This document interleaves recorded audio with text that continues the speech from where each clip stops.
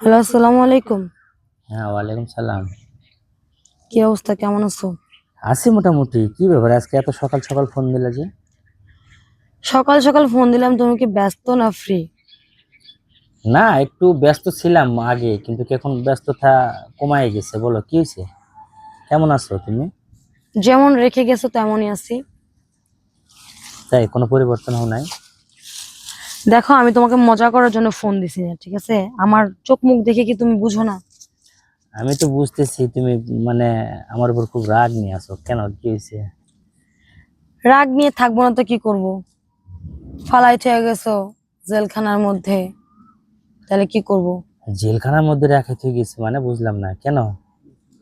তুমি কি বুঝো না যে আমি বাড়ি সবসময় তোমার সাথে বাড়িতে কথা বলি? আজকে আমি আড়ালে আসছি কেন? তোমার অনেক জরুরি কটা কথা বলার জন্য। জরুরি কথা? বাসার হুম। বাসারই কথা না তোমার মনের ব্যক্তিগত কোনো কথা? মনের কথাও, বাসার কথাও, সবকিছু মিলাই হয়। আজকে ইস্পা নাহলে ওসপার, কারণ আমি এভাবে আমার ধৈর্যের বাঁধ ভেঙে গেছে। আচ্ছা, কি হয়েছে বলো দেখি। কেন, তোমার মা কি তোমাকে কিছু বলে না? আরে না, মার সাথে তো কথা বললে তো ফোন রাখে দেয়, আর তো কোনো কিছু বলে না। আর তাছাড়া যখন তোমার কথা বলি তখন তো আম, তখন তো বলে যে না, বউ ভালোই আছে, খারাপ নাই, আমরা আদর যত্ন করি। তো বউ ভালো আছে, তাহলে আমাকে কথা বলতে দেয় না কেন? একবারকে জিজ্ঞেস করো নাই? আসলে আমি তো তোমাকে ফোনটা দিই, তাই না? আর ওনাদের সাথে তো কথা বলে আলাদা ভাবে। এখানে আবার রাগ করার কি হলো? এখানে রাগ করার না। দেখো, আমাকে তুমি প্রবাসে থুয়ে গেছো, চলে গেছো আমাকে রেখে বিয়ের 2 মাস পরেই। আমি তোমাকে কোনোদিন কোনো অভিযোগ করি নাই, নতুন বউ অবস্থায় তুমি চলে গেছো। যখন আমার হাজবেন্ড লাগবে, ঠিক আছে, তখন তুমি কিন্তু প্রবাসে চলে গেছো তোমার বাবা মার কাছে। কি বলছো যে আমার বাবা মা তোমাকে দেখে রাখবে আর ধরে রাখবে? হ্যাঁ, তারাও রাখছে বা এখনো রাখে। আবার অনেক কথাতে না বুঝাইও দেয়। এটা কি আমার অপরাধ? না, এখন বলো। এখন তুমি বলো যে আসলে তোমার সমস্যাটা কোথায়, কি হচ্ছে বলো। আমার সমস্যা বলতে কি, আমাকে এখানে রেখে গেছো, বাবার বাড়িতে যাইতে দেয় না, ঠিক মতো খাবার দেয় না, খাইতে গেলেও সমস্যা, পড়তে গেলেও সমস্যা। একটু যদি, এই যে তুমি গতবার যে গত মাসে যে পার্সেলটা পাঠাইলা, তো ওই শাড়িটা কিন্তু আমি পরি নাই। পরছি কি?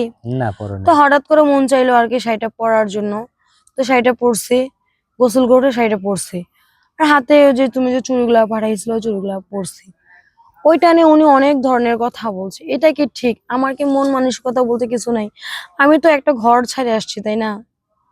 হ্যাঁ, অবশ্যই। তাহলে আমার কি মন মানসিকতা নাই? আমার বাবা আসলে খারাপ ব্যবহার করে কেন? এই কথাগুলো তো তুমি আমাকে আরো আগে বলতে পারতে না? দেখো, এটা কথা কি, সংসারের কথা বাইরে বলা যায় না। আমি ভেবেছিলাম একদিন হয়তোবা শুধরাবে বা ইয়ে করবে। আচ্ছা, তুমি মাসে কয় টাকা করে পাঠাও একটু বলো তো? কেন, যেটা খরচ হয় সেটাই 20,000 করে। 20,000? হ্যাঁ।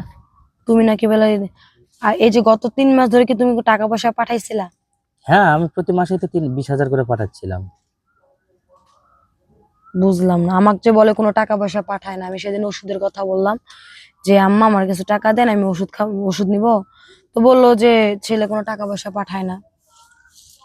আচ্ছা ঠিক আছে, তোমার সাথে কথা বলে আমি কাটে দিয়ে আমি মার কাছে ফোনে কথা বলবো অনেক, ঠিক আছে? হ, তুমি তোমার মার কাছে কও, তখন তোমার মা আমার ওই যে চুলের মুঠি দিয়ে এমনি তো ধরে মারে, আরো চুলের মুঠি ধরে মারুক না। আচ্ছা, ওটা কিছু করবো না, সেটা আমি দেখবো অনেক, ঠিক আছে?